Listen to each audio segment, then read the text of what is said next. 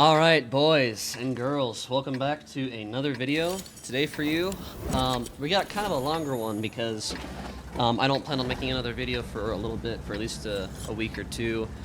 So this is kind of going to be a longer one, and this is going to be the marking journey of this tank here, of the T30. And I'm very hit or miss with this vehicle, in all honesty. It's kind of a very big love-hate relationship with it. I don't know, I think it's kind of difficult to play, in all honesty. Just because higher tanks or bigger guns, like 120 millimeters and bigger, they can pen, or even 130s and stuff, can pen your turret with heat pretty easily, like the 277 can.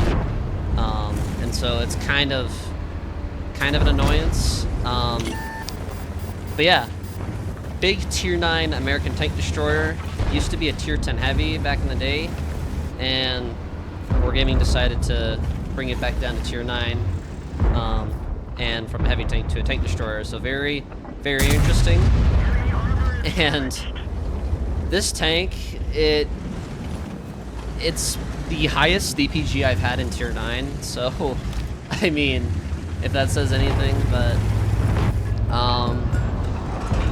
it's got a lot of flaws that absolutely drove me nuts. We have had a pretty good game so far. We started off at very 2 easy shots, and that paid actor, also known as the Conqueror, showed me the side of his turret in the beginning, so kind of interesting to see anyway, but I don't know. But yes, let's talk about why I like and don't like this tank. As we watch this first replay, I've got 4 of them for you today. So I've got the 3. All of these, just so you know, are back to back. I don't remember the outcome of every single one. Of course, I only take screenshots for the last replay anyway. Just because these, it's not really worth showcasing. Unless if it's like really high damage, like if I get 7k or higher at tier 9 is usually how I do it. I usually do 2k less, so you take the tier and then you subtract it by 2, and then that's the minimum damage requirement that I would get. So, but yeah. So the T30 itself is, besides what I mentioned earlier with the turret, the reason it's difficult to play is because the gun for me is just so annoying to work with. The gun handling is very bad, the accuracy is pretty decent, and the reload is just really long, 16 seconds, and I think base it's like 18 or 19, so it's a very long reload. Even if you're running a rammer and a rammer directive, it's still really hard to get it below 16 or even, you know, below 17 typically, but very unfortunate for us. We're going to take a blind shot on the Ferd, and we actually do hit it. Yeah, we did hit it, because I do remember that. But the hull is just absolute garbage. There's no hull armor whatsoever. It's very easy. This thing gets very easily set on fire or ammo racked, especially like with bigger guns shooting you. So that's kind of an annoyance. And the aiming time as well is just horrendous. It feels like a 4005 aiming, but I've kind of worked with the equipment around a lot, and as you guys saw, I had rammer, and then I had fully upgraded experimental turbo and fully upgraded experimental improved aiming, and both of those, and one of those alone, it has helped tremendously with the gun handling. I mean, if you look at this, look how long it takes for me to aim, only just like that. That's honestly not bad. And that's also another annoyance, is the RNG. That shot right there is kind of why this tank just drives me nuts, because that happens so often. Fully aimed, perfect shot, and the shell doesn't go anywhere close. The accuracy is pretty decent. I think it's at 0.34 or 0.33, so it's not like it's awful, but it's just, I don't know. It's very awkward, and I can't stand that, so... And of course I am spamming gold because of the penetration and because of the increased shell velocity. I'm not spamming gold in it anymore, since I did end up remarking it. just to save credits, so I kind of play it more as a fun tank now, or a, you know, a tank to go to or to show off or whatever. But yeah, so also not fully aimed, but again, another prime example. The T30 can snap. Like, it has moments where it hits shots that you never hit, and then these last couple shots that you've seen here, it'll do that. So it's it's very interesting the way that this tank's gun works. It definitely takes to getting used to. I don't think it necessarily makes it a bad tank, but it's very annoying to deal with, and I can't stand that. The cupola is also very easily pennable, and if a tank that has, I think it's like 300 heat or like 280 pen or higher, they can actually pen and overmatch the top of your turret. So it's kind of like what the IS-3 is. It's, you know, or the IS-3A. It's kind of the same concept there. It's a little harder to do if you're using gun depression and they can't pen your turret on the top nearly as easily. They can't even really see it. But if they can shoot, there's a little gap at the top of the gun mantle where you can shoot, and that part gets penned very easily. So kind of a really, really big annoyance, but not a terrible game. We hit a blind shots. We have like over 4K combo right now, which is pretty good. Like I said, this is my highest overall DPG. I have like 1,000 games in this tank almost, so I don't know what my overall DPG is. It's pretty bad, I think. But recently, it should be close to like 3,500 or like between like 32 and 4K is what I would say, because I did have some really good games. But let's go ahead and I'll show you the next battle, and we'll see what we get. Alrighty, guys. So second of 4, we are on this map, Glacier. Not exactly the most ideal map, but there's no tier 10s. The only tanks we really have to be concerned about is the two Taros if they push us together aggressively, the T30 and T95 because they also have big guns, and yeah, I mean, everyone else is a pretty easy target, so this is going to be a nice game. But yes, as you see there at the bottom, there's my equipment loadout if you didn't see it the first time, and my ammunition setup. But yes, one thing I want to mention too is also running food does help with that reload. A lot of people don't run food, which is surprising to me. I run food in almost all my tanks, except for maybe like some of my lower tiers, tanks like tier 4s and stuff. But I just find it, you know, I play well enough to where I can make those credits back, and to me it's not a big deal. You know, I can easily grind those back, but yeah, so anyway, I talked about the gun, I talked about the turret and the hull and just kind of the way that it plays. And I guess the reason that kind of makes me fall in love with this tank, besides that it's American, I'm American, of course. Of course, it is the alpha gun, like on the T95. Like, those are the two main reasons I love these tanks. And they're a lot of fun. It trades very well if you're hull down, and we fight 8s like in this match, for example. It's very easy to rack up damage in this tank if you don't, you know, get obliterated by a 4005 or something like that. But kind of lucky shot there in the beginning and lucky bounce. Our upper plate can be a bit trollish on this too, but again, I wouldn't rely on it. Beautiful shot there, got 2 shots worth into 1, so pretty good start again. And on hills like this, you kind of actually can side scrape because it hides the front of your tank on the hull, and it's harder for them to hit it. It's still there, but it's really small, so it's a lot harder to hit. And that is the one tank we want to be very careful of there. We did bait the 95. I did find that kind of does work too. You guys kind of can bait when you side scrape, but you have to be very careful. So paid actor number 2 for you there. That poor AMX, he's gonna get penned by us all day long. Even if I was firing, I could probably even just pen his cupola with HE, in all honesty.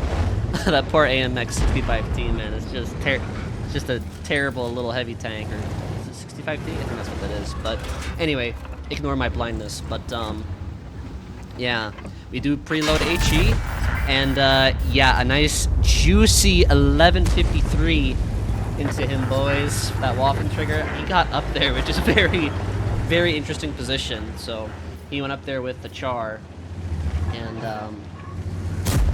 yeah, I'm not sure what motivated him to do that. He wasn't using the derp gun, so maybe the fact that it was tier 8s, hoping to get some early damage or easy damage. No idea.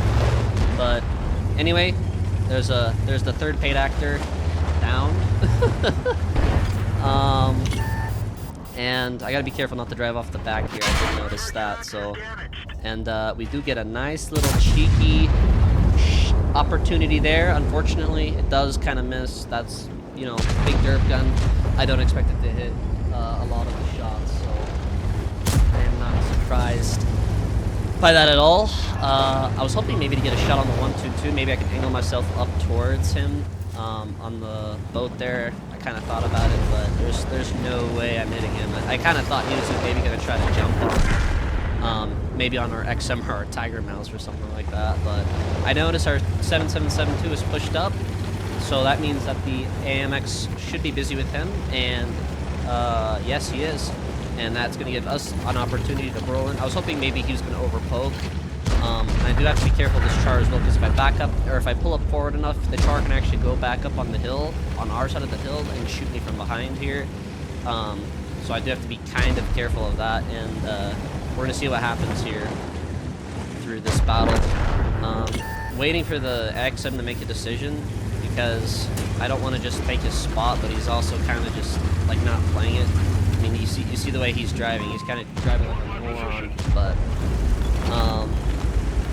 I'm not sure what he wants to do. If he wants to let me peek or what's going on. So I do make a itty mistake here, you know. Yeah, you guys will see the itty bitty mistake. I decided just to take out the target, take out a gun, you know, because now the T95 has less support.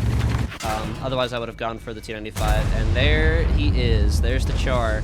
So we do take a shot from him, and thankfully he did fall back in time. So I'm not going to get punished a little bit more for that. So, but I do still have to be careful. I kind of want the XM to make a decision here if he's going to poke, and here's the mistake, boys. Can you guys see it? I'll let you guys think of what it is. If you should have found it by now, but if you haven't figured it out, then you'll know. And there it is. I exposed my hull way too much in front of that T95, and luckily for us, he actually solos just by a little bit. So very lucky on my part. And the char does poke. I do put a shell into him. And this is where I thought I died, but he's just bad at aiming. And of course he, you know, on a very lucky bounce again. He could still technically shoot me from there. But now that that's dead, now I know the T95 fired, unloaded. I just have to go in and get to his side as quickly as possible, just to take him out. So we do aim the shot. We end up taking him out. We have now at 5.8k damage. So pretty good. I'm waiting just a little bit just to make sure I'm unspotted, because I don't want to get caught out in the open. And hopefully maybe we'll be able to get a shot on this tank destroyer, but I don't think we're going to get any more damage this game. So just about 5.8. Pretty decent, honestly. Very easy to do this game. This was a gimme game, which is really nice. So I got pretty lucky, and like I said, all 4 of these games were back to back. I'm not kidding you; these were all back to back. And I wanted to showcase them all, because, like I said, very mixed feelings about this tank. Love it and hate it for different reasons. So the only tank I do love, like, that I don't dislike about anything about, is probably, hey, I'll be for saying this, is probably the Object 260, but. But yeah, let's go ahead and jump to the third one. Let's see what we get. Alrighty, guys. So for the third game, we have Prokhorovka. This is the game that I thought I was going to get the third mark on, and I ended up being like 94.8 or 94.6 or something like that is what it was in this game. You guys will see why. This battle unlike the last, is going to be quite a challenge, if I do remember correctly. So we've got a few options here. I could snipe, not really recommended for a T30, especially since I could use my turret, but using my turret is also going to be a kind of a problem because with the IS-7 and S-Con spam gold, and same with the E5s, and the, basically any of their, all their treatments can pen my turret with gold, basically. And that's kind of a problem, because that's, like, besides the gun and the alpha on this tank, the other best benefit is the turret armor, for the most part. So this is going to be a difficult battle. Of course, always go hill. Usually, I would have preferred to snipe this game, but because I was so close, I didn't want to take the chance out on losing damage, so I wanted to try to go hill. So normally I wouldn't. In a tank where I'm, where I could get penned in the turret pretty easily. So I just have to be careful and brawl well. So far the team deployment doesn't look terrible. I mean, it's kind of finicky, like of where our other T30 is. I'm not sure why it's there. Same with our ST2 and our 50 TP. And their IS-7 is also pushing down south, so kind of a weird battle to start, especially, and that's going to carry on through the course of the rest of this game. It's just me, a 60 TP, and the two tanks ahead of us, two autoloaders, 50B at a T57, so... Sorry guys, I got something stuck in my throat. And that kind of concerns me. I'm thinking of turning around now, but I want to at least try to see if we can kind of maybe secure the hill. Are we gonna? Probably not realistically, I was thinking to myself. And the moment I see the E5, I'm just like, now I'm kind of worried. I'm like, okay, are all of their heavies here? And, that's... So now I'm kind of deciding, I'm like, I want to try to get one shot in at least before I leave, because it'll help myself a little bit, obviously, because I get damage out of it, but also I wanted to try to keep my autoloader alive, and unfortunately he kind of plays like a bot, so... And now is the time I'm thinking, okay, now is the time to run. And so that's exactly what I'm going to do. We do find the S-Conk, and yeah, I mean, look at this. It's I almost wish I sat back first before I pushed up, because it would have made things a lot easier. But because their IS-7 took south and we're allowing the team to take north, this game is going to be over very quickly. They're going to slowly pincer us, and we're going to die for it. So our 60 TP will die here any second. And I'm going to try to get some spotting and get some sniping shots in. So very unfortunate. We do take a shot from the E5, but understandable.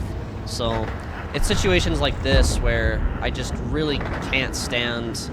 Like, I mean, you guys see we've given up the entire map already, and this is like why I don't like going hill, because this happens. But my turret kind of is holding up. A lot of them hit my hull and penetrated.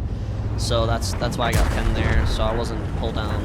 But I'm gonna try to get a few shots in, try to aim. We do get a nice lucky shot there on the side of the S-Conk. See, that's the kind of snappy T30 gun that people like about it. It can do that, but then when it doesn't, it absolutely just sucks. And unfortunately for me, I'm not gonna get much damage out of this game, if I remember correctly. But we do get another shot there into the E5. We give him a little bit of payback from earlier. So, yeah, this is one of those games where I'm just not sure what to do other than just sit in the back, because if I try to make a play, it's just a big crossfire. Unfortunately, we bounced that somehow. I think we hit his turret or whatever. His track, I'm sorry. I don't know why that hit, but we do need to kill this E5, otherwise he is going to very easily kill me. He's trying to Cupola block.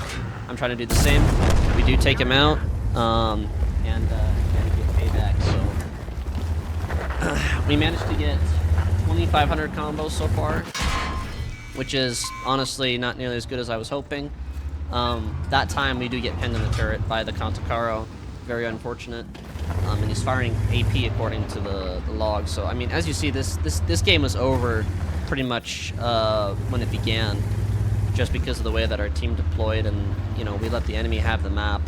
So very unfortunate for me. I take a very risky poke here, trying to get some spotting done, and I'm hoping that the tanks behind me are able to shoot what I spot. So I am going to kind of aim. I do take a risky shot and miss. I do die to the S-Conk, but I do get some spotting, so that kind of does help it. We end up with 1,400 spotting, which is pretty good for us. That helps the mark, so it brings us to 36, almost 3,700 combo, and that there is going to save the mark. And you guys know what pretty much happens for the rest of this game, but I wanted to show that because I had a lot of that, like 15, 20 games prior to this.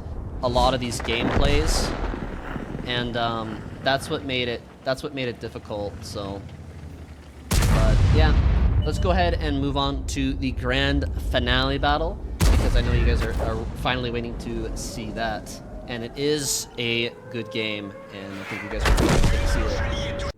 Alrighty, boys. So this, and girls, I'm sorry, this is going to be the grand finale. So what are we up against here?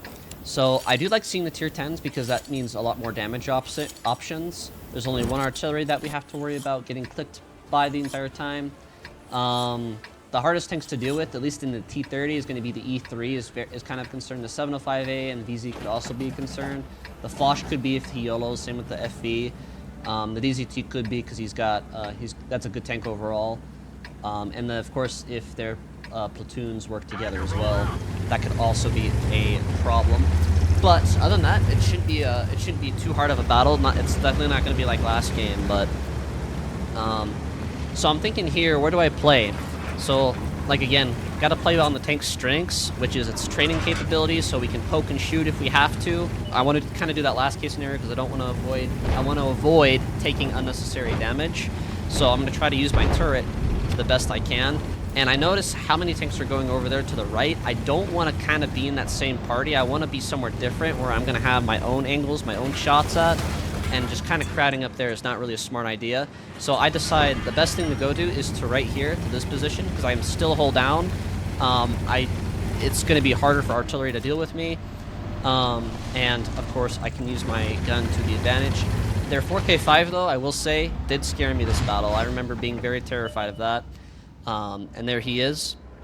And you'll wait here in a few seconds, and he's about to blow our other FV out of existence fairly soon. But so far, nothing's peeking in the bushes. That's kind of usually what I look for when I play this position. Oftentimes, there will be something that comes down. But thankfully for us, there's actually these random events are actually kind of nice. It actually gives me an advantage here. It gives me some extra damage that I may not have had otherwise, because there's more hold-on potential than just this position on this corner. So I'm gonna try to help, and yeah, there we go. There's the FP. I was waiting for that.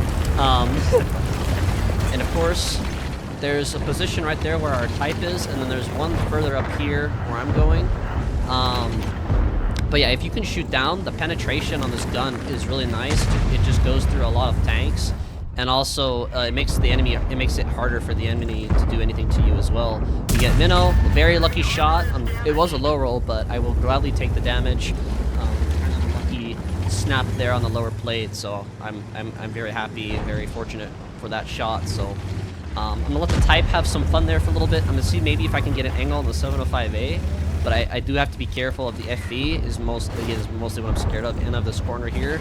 And I'm gonna overpoke eventually, but I also don't know what's around that other corner, kind of where the enemy Toro and Tortoise is. I want to be careful there too. I don't want to bleed to anything there if I can help it. So I'm just gonna be patient, gonna try to play this out right, play it smart, and hopefully it'll work on our favor. So they do have a couple things unspotted, like the STB is unspotted, the Izzy is, the T30, and the Waffle is, and I'm afraid that the T30 is going to be here. It turns out it was actually the Taro, so kind of fortunate for me. We do get a nice, kind of a free shot on him, Their FE fired, so I know I'm safe, at least for a little bit, so I can put in another shell into this Taro, is what I'm wanting to do. And we do successfully do that. For another low roll, unfortunately, another 700. That's another thing, too, that this tank is... It either high rolls or it low rolls. It never, like... You either get really high 800s or you get really low to mid 700s, which is kind of below average still, but... So I'm waiting for the T30. I'm sorry, not T30, the FE. I was kind of hoping he was going to poke, but he isn't worth an HE shell, so I'm just going to switch back to normal so I can shoot other tanks as well. And I'm doing kind of a cheeky move here, kind of reverse side scraping. It's not working, but just because of the way that my turret's angled. Again, I'm very terrified of that FE, so... and I should be kind of scared of the Minotaur as well, because... he's going to be kind of difficult to deal with hold down. I should just be able to shoot the hold. I decide, you know what? I don't want to risk dealing with the FE, so I'm just going to finally turn around and come back and hopefully try to kill this 705A, because our type has lost a lot of HP to him, so I am going to kind of overpoke with him. Thankfully for me, he actually does miss, kind of like a bot, and we do end up tracking the 705, and we do get another low roll for 701. That is two shots back to back where it's been 701. Very interesting. So kind of interesting, isn't it? So I'm gonna do another risky move here. I know the minnow's probably gonna peek me at some point, but I have to trade this, and we do pen the upper plate of him, which is very nice. This time instead of 701, I'll still take it. Their minnow is a one-shot. I don't think he's going to be aggressive, but I'm going to start trying to kind of make my way around him. And maybe we could start getting some shots on the mid there, because there is some good damage down there. I could have probably shot the minnow there, in all honesty. I wasn't really focusing on him. I kind of tunnel vision there, but I do, however, love the side of an SDB1. And unfortunately, the shot does go a little bit high. I could have waited maybe half a second longer to aim. That might have helped a little bit. I don't know, but either way, not a problem. I probably should have dealt with the minnow first, in all honesty, which is not a huge deal, but at the same time, it's like, you know, I'm trying to get damage, so not kills. And there is a Foch playing side scraping, and we do. I don't know if I hit his gun there, or if I hit his the front of him in general. But it was kind of a 50-50 chance that we were gonna do something, but you know, like I said, I'm gonna take what I can get. So I'm gonna aim another shot, and hopefully, I was gonna aim for his lower plate if he was gonna be stupid enough to do that, but I do decide just to shoot that easier shot. There's a nice 763 again with these rolls. It's always low 7s or high 60s, or it's really high 800s. So very interesting. So I'm gonna give the Foch another shot, literally, but our 268 does happen to hit that, and I decided, you know what, this game is pretty much over. We have complete map control, north and south, and there's no reason for me not to move forward. I do have to be kind of careful of the VZ, but I do see a free shot on the T30 because I should take it. Unfortunately, another troll T30 moment. The VZ is going to clip me, but I'm going to make sure that he gets his deserved payback because, yeah, I wasn't very happy about this, but yeah, we are going to get payback because he deserves it. We do get a nice snapshot there before the Hogan can take it from me, and then about almost 5K combo.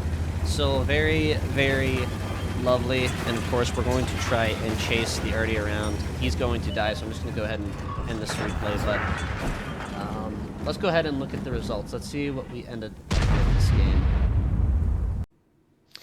Okay, so of course that is the game. We secured the 3rd mark of excellence. We didn't hit any blind shots. Our damage was the exact same, 4.8k damage, 100 and something assistance, so very close to 5k, just shy of 100 of 5k, so not too bad. We do get a first class for that because of the tier 10s that we shot, so kind of surprising in all honesty. But as far as damage goes, we were literally beaten only by 20 damage by the ST62 version 2. Yeah, literally 20 damage. Otherwise, we would have been top, but we were top in XP, so very cool. Their Foch had a good game as well. And that Toro we ripped apart. Kind of feel bad for the guy, honestly, but I also don't at the same time. So, yeah, very, very interesting vehicle. Let me know what you guys think about this. If you're thinking of grinding it, the E4, in my opinion, is not worth it. I do not like the tank, but it is playable. I think the T30 is better than the E4. I think. I've played the E4, and I'm just too used to the E3's armor to where I just can't stand the E4's playstyle. It's definitely more of a brawler, and it's definitely not a sniper, I can tell you that. But it does have T30 capabilities where it can occasionally get some bouncy trolls on the turret, and it can perform pretty well. Like the first game I had in the E4, I got 6K, and then after that I started playing terribly in it. So, but yeah, I would definitely say the T30 is, if if you're patient with it, and you want a big derpy gun at tier 9 that has a turret, a fairly reliable turret, T30 is the way to go. If not, if you have to have good, like me, I love tanks that have good gun handling, like the EBR, the Leopard, stuff like that. So I can play tanks that don't have it. Obviously, this is a good prime example. But if that drives you nuts like it did me, this tank is going to be very hit or miss, I feel. So just keep that in mind. But I hope you guys enjoyed this video. Let me know what you guys think of it. I'm curious to see and hear your thoughts on it, and maybe if you have a better alternative at tier 9 with a turret and a derpy gun, let me know. Like maybe the BZ, what is it, the BZ68, I think, at tier 9, or it goes to the B75, or yeah, the BZ75, I think. I could be wrong. I can't remember the exact numbers of those heavy tanks, but they have the rockets and stuff. But yeah, let me know. I'm very curious to see what do you guys think of this vehicle. To me, it's kind of like a turreted T95. Hear me out. As cringe as that might sound, but yeah, I think though the T30, the main thing I love about it the most, besides the stuff I mentioned earlier, is that I think the 3D style. I think this is probably one of the best, if not the best, 3D style in the entire game. Just everything about it, the guns, all of the extra stuff on the side of the turret, the whole